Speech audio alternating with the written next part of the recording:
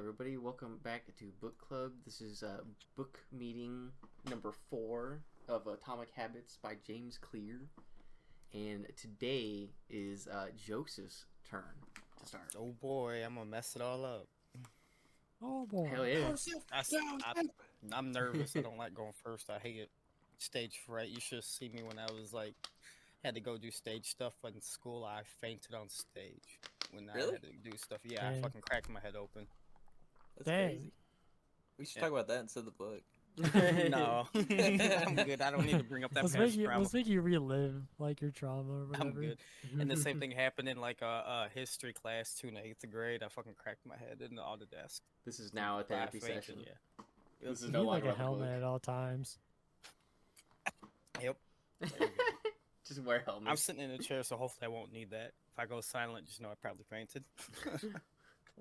I'll go check on him if he dies.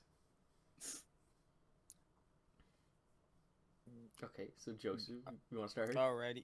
Yeah, there was actually one thing I saw interesting in chapter 8 where they were talking about the dopamine spikes, how you want to not only get the dopamine spike at the cue and craving, but also shortly after a reward there. So it's like, like if you ever been in a situation where you feel like you can't do something and then once you surprise yourself and do it, they were saying that's a good way to keep on with the habit with that. Because like if you're just getting something just to get the dopamine hit, and shortly after that there's no incentivization to keep on doing it if you're not getting that spike with the reward.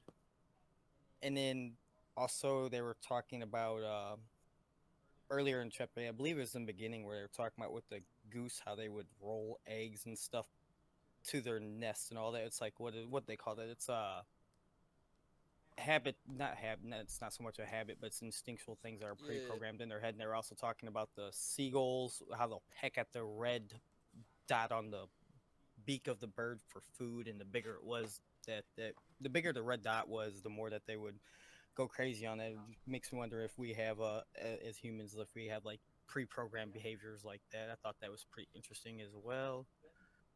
And there's something else I wanted to talk about. It was in 9-2. Another one that I can actually vouch for is like people around you. Depending on what they do, you'll pick up their habits as well and start talking like them and doing stuff like them. So if you surround yourself with good people, you end up picking up good habits. If you surround yourself with bad people that ain't doing so good, so doing good habits, you'll end up likely doing that kind of stuff as well. Mhm. They're talking about the kids with the chest too. That's pretty interesting. Where the I the like guy that did it. Yeah, the guy chess did the story. experiment on his own kids, and they were the renowned chess players. I thought that was pretty cool. Yeah, I didn't remember that story. I was really expecting it to be like, and the children fucking hated their parents. Or I 'cause know chess they is loved it. boring. Yeah. Like the one girl up at midnight playing chess in the bathroom because she loved to do it. That was Yeah. pretty funny. I laughed It's about nice that that one. it ended up that way, but like when you started out, you're like, oh god, this can go so bad. Yeah, it's Right. like, dude, this kid's gonna be fucking weird. Just But playing like, chess all day. I was surprised someone had the guts to do an experiment on their own kids. That was pretty cool. Base. Yeah. Yeah, he made them more his own test guinea pigs. And then what else are children forgot- for? Right. I think this was in the same chapter too, or maybe it was in chapter 8 where they're talking about the dopamine stuff. I thought it was kind of messed up that they starved rats of dopamine. Like that was sad to read. And Yeah. they didn't want to do anything. That made me Yeah, they depressed lost as all fuck. will to live. Yeah. Just Yeah. like us. Maybe we're dopamine starved. Yep, maybe, That's but so I didn't true. realize dopamine was such a big factor in like controlling your eating habits blame and like TikTok. will to eat and all that. TikTok, It I sucked all the blame dopamine that. out of us. Yeah. It's true. yeah, that's all I really have to talk about on that one. I thought those were some interesting notes on that. Okay. So I'll Nice. So I guess pass I'll on to go. the next. I'll go next. I thought this section was pretty short. Like, I read chapter 8, and chapter 8 felt like it was like a page long. Mhm. Like they didn't feel like It's there's pretty much that short. happened in chapter 8, and then like the rest of the chapters is just a very like short section. But I do like he talks about the dynamic contrast part, where in like food they give like contrasting flavors to keep like the experience like fresh, and you can keep like eating it. Like for example, like candy, like that contrast of like the right balance of like sweet and sour makes you McDonald's just fries and eat Sprite. candy. Yeah, and so it's like that contrast is what keeps it keeps like the routine fresh, keeps like you can keep doing the same thing over and over again, and obviously that plays a role in when he I forget what the term was. I don't think I wrote it down, but there's a term he had where basically you bundle, maybe it's habit bundling. You like bundle a habit you want to do or like you Temptation need to do. bundling. Yeah, temptation Yeah. bundling. Yeah. You bundle like a habit that you want to do or you do all the time, and then a habit you need to do with it. So it's like if I want to get on like my computer, play video games and stuff like that, I have to like first clean or something. And so you like You've bundle been those doing habits push-ups together. you've been doing exercises every time you turn on your computer. Yeah, that's I'm trying different Oh, really? things. Yeah. Yep. I'm trying different Okay. things to see if I can like how exactly like the habit formation works, but the one that I'm currently working on is that whenever I first go like I press the power on button for my computer, before I can Yeah. actually fully get on the computer, I have to go do my sit-ups. I have to do my like I workout like that. routine. That's a good idea. Yeah. And so it's like getting on the computer, like turning on the computer is the cue, and then I have to do the workout, and then like the reward is getting on the computer. So I have to, that's like that temptation bundling thing right there. And the part where he talks about like the social parts are very like pretty important. He talks about how you're influenced by the close and the many and the powerful. Like those are the people that socially influence like your habits, Yeah. and you could definitely see that in like children, because children, their parents are like the closest people to them, like in proximity and everything, and they pick up a lot of habits that their parents have. So if their parents are like they're hoarders or they're disorganized, Mitchell's kids. yeah, it's like the kids just pick up like all the habits of like the parents because they're the closest people to them.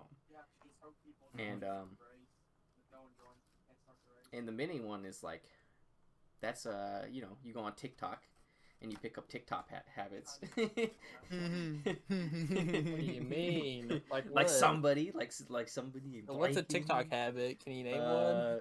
Bitch. Yeah, whenever when anything bad happens in real life, instead of intervening in it, you just pull out your phone and record it so you get likes and subscribes. Nothing bad ever happens to me. No, it doesn't That's happen. like what- It doesn't happen to that's you. what It happens to other happened- people. That's what happened at my work when that one Muslim dude was beating the hell out of that service leader and fucking broke her nose. Someone just pulled out their phone and started recording. I was gonna say I don't Yeah. think I'm the type of person that would start recording. I don't really post That's- videos first of all, Mhm. but Yeah, I don't have the TikTok thing. That I think that's more of like that's just like a social less sickness. concern. Yeah, social Yeah. Social less sickness. concern for others. It's a Like, social yeah. disease. You see No videos empathy like that a lot given. on. You see a lot of videos like that on TikTok. There's No, it's definitely Yeah. a thing of like people. They're just Yeah. like, Yeah, but especially I if think it's that's like a more crowd. like young people and stuff. Yeah. they Because record like they have less yeah. empathy overall. I would True. say Yeah, compared yeah. to someone who's an adult. Yeah, instead of somebody stepping in and saying something or doing Oh, was something it, out of that, just record it. Was it you guys Yeah. that posted? This is unrelated to the book, but I like the branching conversations. But it was like the dude record. Someone had, I guess. Oh, they had just been stabbed to death. Someone Yeah. had just been stabbed to death, and someone was like recording them. Yeah, Like, he goes on selfie mode, TikTok. like yeah, saw that yeah, video. Someone just died, that's crazy. Yeah, Yeah, it was and in like New York. Uh, the most psychopaths shit I've It ever Yes. was in seen. New York. it was and- it and- was New York. Oh, of course, that's of New course, York. it would be fucking New York. And the messed up thing was, the person that got hurt and stabbed didn't get no attention. Meanwhile, the dude that just recorded the video got all the fame. Hmm. Yeah. Yeah, I saw that. yeah, I saw that's that New video. York and stuff. Mm-hmm. I don't know if They have like different rules up there. yeah, It's a whole different type of world. I saw that video and I don't know if I shared it or not, but it's just like that was a pretty messed up video. The dude was Yeah. like, you could even though they blurred it out, you could see there was blood all over him. He was just like stabbed like multiple times and just fucking died on the spot. And the guy's over here like trying to get clout from a dude who literally got murdered in front of him. Yes, Like like Logan Paul or whatever, like the Yeah. Suicide Forest. I think it's Logan Paul. I don't know which one. Yeah, I think it was Logan Paul, but that's crazy. Yeah. What else happens in there? What are we talking about? I think a book or something. Book. You're The- talking about TikTok illnesses or something. TikTok illnesses. Well, no, that's kind of Body like the outbreak. that's kind of like the mini, right? That like your habits are influenced by like the mini. So it's like if everyone's kind of like, smoking cigarettes or everyone's like on TikTok or Facebook, then it like that peer Yeah. pressure to do that habit too kind of takes hold. So that's kind of like the tie-in with that stuff. For Like sure. social media is You want to fit in, yeah, you do want to fit in. like playing No Man's Sky. Is that the game that people are playing right now? Yeah. Oh yeah, Yeah, it's like an epidemic. There's like 8 people that play I it. thought I'm probably not gonna play it. I what thought the fuck? I thought everybody hated that game at first. Well, they're playing it a lot, so Yeah. I don't know. Maybe it's a social thing. It is a social thing. We should do some kind of like anthropological, or what is it called? What? And what's not the furry thing? The like, fucking college major. You guys help me out. Furry thing. I kept saying anther, but I don't think that's the right word. Like where you study people and Anthropology? there's habits. I think What it is anthropology or something like Oh, Anthropology? okay, Is yeah, that what okay, you mean? anthropology. Okay, good, yeah. that. Yeah. Yeah, we should do one of those. Do a study on Discord. You study Get them. an anthropologist. Yeah. Anyways, Anyways, so and then another thing is that he talks about like reframing the like good or bad habits, like you, because this one was all about like this section was the like make it attractive or make it unattractive as if it's a bad habit, and so he talks about reframing your mind or reframing like how you perceive those like habits, behaviors. Like the example he gives is that with the smokers, a lot of the smokers just basically a lot of them quit from like reading a book and their perception of like smoking changed. Like smoking was no longer like a stress relieving habit or anything like that. It was something that was, gross and damaging your health. So the perception of it changed it. Like it made it less attractive, less appealing to smoke. And then obviously some like mind control. yeah, and then like no, well, I mean, it like the better or worse, 1984. Smoking is bad for you. the better or worse like you perceive something, the more likely like you are to do something, right? Or not mind control. Or like hypnotism. Like you like got hypnotized by the book. Hell yeah.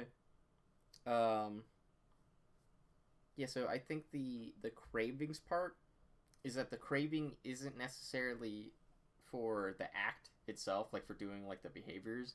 The craving is like the change of state that he was talking about.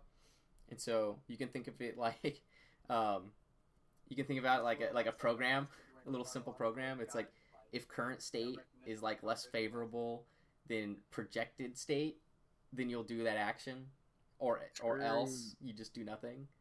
I'm about to program myself.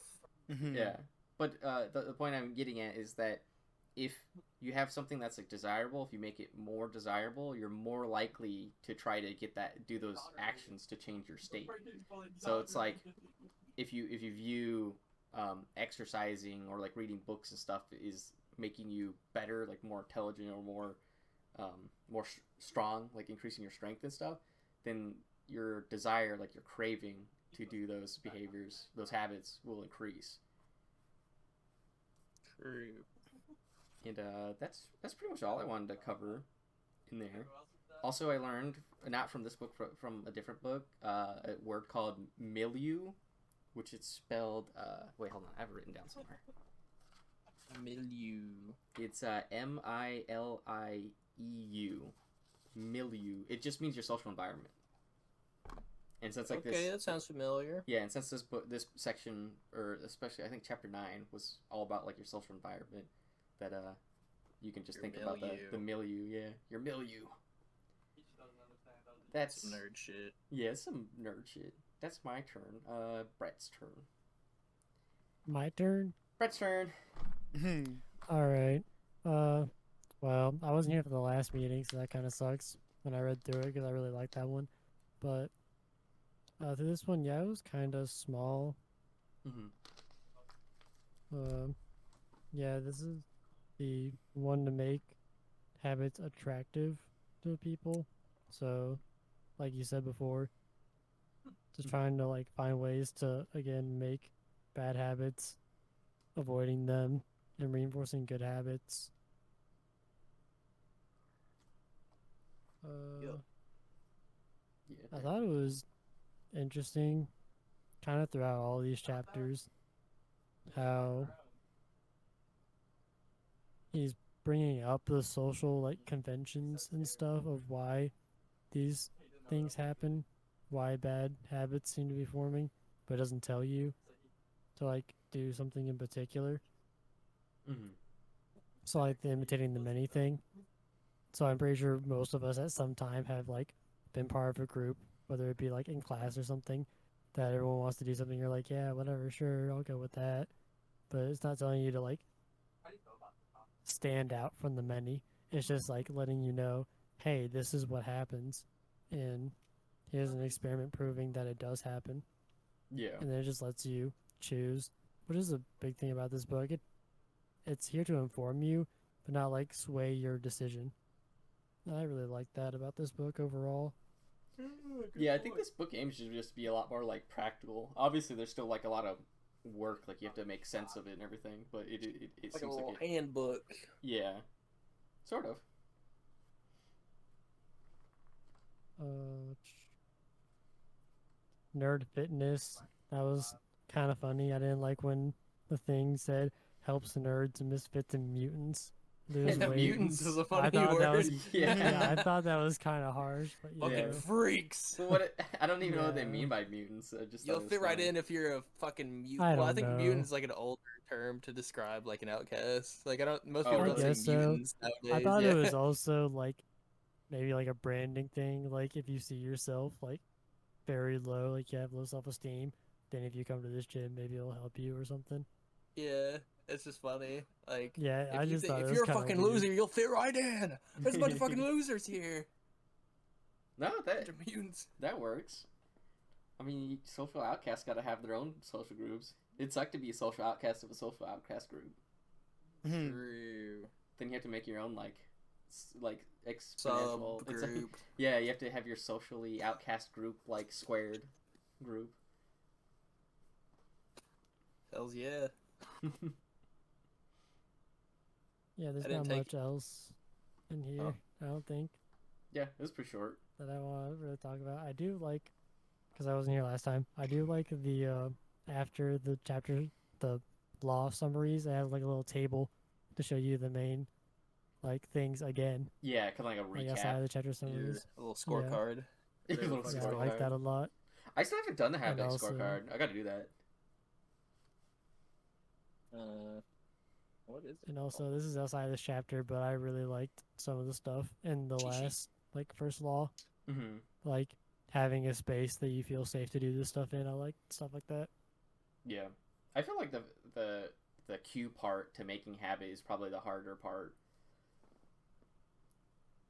Probably that's like finding the motivation and stuff, and Yeah, and like the signal when to actually like start doing the habit, because when Yeah. when I tried doing the exercise thing during like my lunch break on or like my rule before was like I'll do my exercise before I eat my first like big meal of the day, and it's like I would do the habit sometime. I would do the habit only when like I made food or when like Joseph made food. But if we got fast food, I would never do it because the cue was completely off and different, and so I wouldn't keep up with the habit. So you got to have like try to have a cue that's the same every time.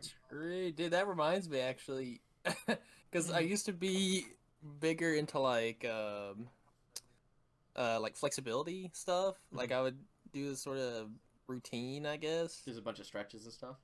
Yeah, and my I would do it when I had online classes, and so my cue was literally whenever the class started, I would like obviously I don't have a camera on. Whenever class started, I would like roll out my little yoga mat and do my thing for like however it would take like 30 minutes. So that's like the beginning of the class, I guess. And then whenever like now I don't have class anymore. And since like the online class ended the next semester, I sort of stopped doing it as regularly. You know So what I mean? sad. So sad. Yeah. So I need to figure out a new cue because that's the thing about. I guess that's the thing about most stuff like that. But if you stop doing it, you sort of lose your level that you were at. You know what I mean? Like you start degrading. I guess. So Yeah, because I'm not as like limber. Yeah, I've had times where like I exercised and I was consistent for maybe like I think like 2 months is like the longest I've ever been like consistently exercise, and like my cue within was like whenever I got home from work, and then obviously that habit died when I stopped when I started working remote. but Yeah. but yeah, if you take a break of like a week or 2 weeks, it takes like a long time to catch back up. So Yeah, it's been a while since I've done that. yeah. New thing, or new like put that on the list of things that I should be doing. Yeah. It's oh wait, so Brett ended his turn, right? Yeah. Okay, so Blake's turn. I did take a bunch of notes while you guys were talking, but I wrote down a couple things. So, we already talked about the chess girls. That was pretty cool. My other thing that I wanted to mention is that, so like one of my sort of bad habits. Okay, it was, I guess, just to preface this, when I was a kid, I would drink a lot of sody pop. You know what I'm saying? Like all the time. And at some point in college, I stopped drinking soda altogether. Like literally, it would be like months without soda. You know what I mean? Which I guess is not a lot if you don't, or which is not impressive if you don't drink soda ever. It's like okay, but anyways, whenever I like come back home, I would usually have one or two or whatever. So you sort of fall back into it again. So my note though, the whole point of that was that it's sort of hard to make bad habits. So in my case, the like soda. Basically, every time I am thirsty, I'm like, soda. It's hard to make them unattractive whenever people you live with share the bad habit, because obviously I'm not the only one in the house that drinks soda. So like we have soda. Like if I lived by myself or with people that didn't drink soda, it wouldn't be as hard to not have that habit because we just wouldn't have soda. Like, because when I would go to college, I'd be like, okay, just don't get any soda, and then I won't drink it. But here, we have some because other people drink it, so it's harder to like resist, if that makes sense. Like harder to break the bad habit because there's always going to be soda. So you're saying like the milieu is like influencing your habits. Yeah. But yeah, no, it's the same thing with like drug addicts too. Like if like you're trying to quit like a drug, like smoking or alcohol or anything like that, and everyone around you still doing it, it's very fucking hard to quit. Very, very hard. Right. We sort of covered it briefly, so I guess that's the end of that point. Then my next point, the thing I want to talk about, temptation bundling, but I think we sort of covered it. But that's something that I would do a lot, and I mean, I don't know if I do it like right now, but at least like, let's say for example, if I had like an assignment I needed to do, I would like, it was more subconscious in my efforts to like do the work with temptation bundling. Like I wasn't consciously being like, okay, X minutes of this and then I'll do this. But basically what I do is like, do some arbitrary amount of work and then watch YouTube or fucking poop around on Discord or whatever. Yeah. And then do more work, and then sort of the cycle repeats itself, you know what I mean? Like, so that way I didn't just have to like, especially if the work was like mind numbing, then I'd be like, I need to do something else for like 10 minutes. Yeah, I get you. And then do some work. So I don't know, that was kind of my whole point about temptation bundling seems pretty good. Maybe more so if you actually like planned it out, but yeah, you just reminded me of my most like difficult semester I had in college. It was one of those colleges where you could do like a fast pace, so it's like it's the class is like half the length of a semester, but it's like twice as fast. And I had I think I had like 10 credits for like that half of the semester, and it was just tons of fucking schoolwork because I had I forget what it was. I think one was like geology. I think I had like chemistry, English class. I had like a bunch of classes and like some computer classes in there, and it was just tons of work per week. And I had on my two monitors I would have on my one monitor I'd have my schoolwork, and then on my other monitor I'd have RuneScape, and I'd do some schoolwork, and then when I get bored of schoolwork I'd go over and start playing RuneScape again. I'll just swap between the two, and I just like do like 10-15 minutes like schoolwork, like, oh, I can't do this, I'm gonna kill myself if I keep doing this, and go play RuneScape for like 10 minutes and then just keep swapping back and forth. So like, And RuneScape's like not even a game, like it's just a job. You just had to Yeah. do work. So you did work, and then as a break, you Yeah. did more work. yeah, I did. But that'd be great if you could like interpret something that's like really beneficial. Like is productive. Yeah, As it's something work. that's like productive, is like fun. Like with the chess Yeah. people, they perceived like doing the chess as not like labor or anything like that. They perceived it as fun. So it's like in their Yeah. downtime, they're over here being chess nerds. It's like like imagine if you could do that girl with, at like, midnight in the bathroom playing Yeah. chess. imagine if you Let's could do think that with like about, reading or something.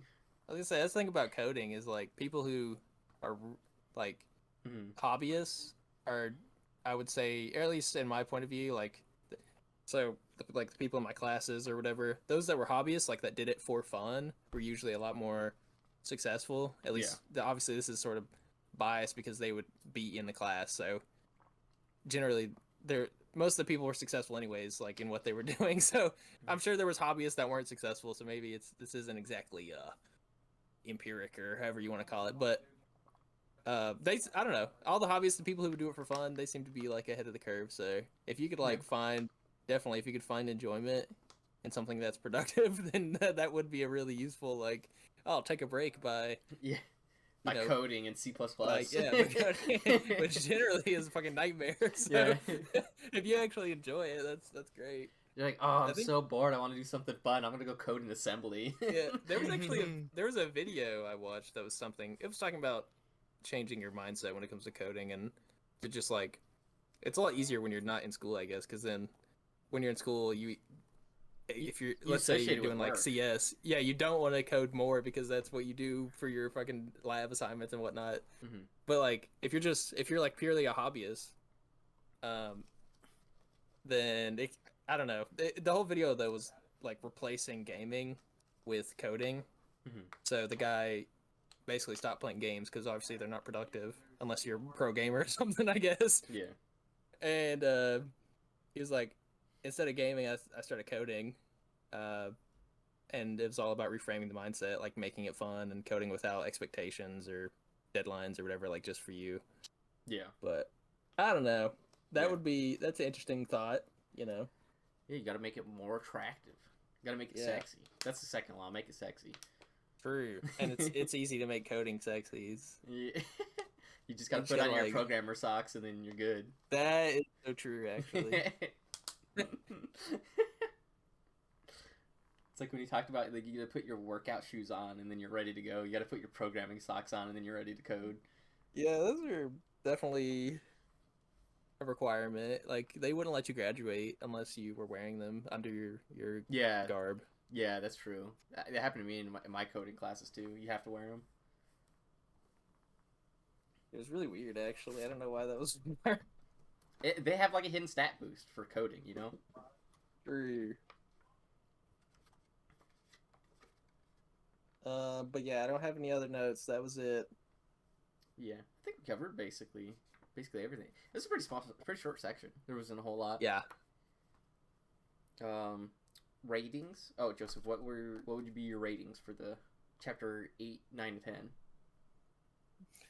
8, I'd probably give it like probably 3 or 4. There wasn't really much. Write that down. There probably wasn't much in it, really. Besides them talking about the goose trying to sit on a volleyball, that made me laugh. Probably 10 had quite a bit in there about how to make. I believe that was one where they talk about how to make habits unattractive, where they're talking about the cigarettes, if I remember correctly. I'd give that one probably about a 4.5 because there was some useful information in that. And 9, I don't really know what to give a 9. I'll give it a 4 as well. 9 was mainly the one about the milieu, the Yeah. one with like Yeah. your habits influenced by the close, the many, and the powerful. Yeah. Yeah. So those are my ratings. Okay. Let's go. My ratings would be chapter 8. I would give it a 3.5. I think the section was like too short. I think he kind of could have like he touched on like what he wanted to talk about in the section, but it just seemed short. It just seemed like he could have added like more to it. Chapter 9, I gave it a 5. I liked that was probably my favorite chapter so far because it was talking about like the social aspect of habits, which is definitely something you could see happen to people. Like the people who go together at like to gyms, they'll consistently stay if like their social group goes. Chapter 10, I would say 4. I like chapter 4. But yeah, those are my ratings. Are you writing this down, Brad? You getting all this? I am. Wait, what ratings did you miss last time that we don't have? 4 through 7. Okay, well, I'll just put them in like a little message or something later. Yeah, I'll probably Okay. message you After later this about one. those because I have to go back and see what was even in those chapters. All right, my And that was ratings. last week, right? So that yeah. was the 28th. Mm-hmm. All right. Okay, my ratings for 8, 9, and 10. I gave 8 3 inverted triangles. I wrote little symbols next to each number for some reason. I don't know what like the thought was at the time for each symbol, but I'm sure they're important. For 9, I gave it 5 pawns, 5 white pawns. Like chess pawns. Yeah. And then 10. Chapter 10 got 3 squares. Okay. Respect. Was Brett's ratings? Yeah, what's your ratings? Probably 3 out of 5 or 8. I didn't know really what to do with that one. 9 was a little bit better with stuff. So I give that a 4 out of 5 or 9. 10, I'll give it a 4 out of 5 as well. Like, you can learn a lot of stuff, and like going through life, looking back on it when I'm reading the book, there's this stuff I've been learning before. I just haven't like put it into words, so it's nice to look at it, but still there's not like a lot I don't think I've learned from these chapters in particular.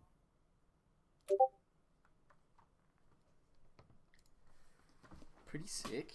Pretty good. Oh yeah. Does anybody have any closing thoughts? Brush your teeth, bitch. Oh.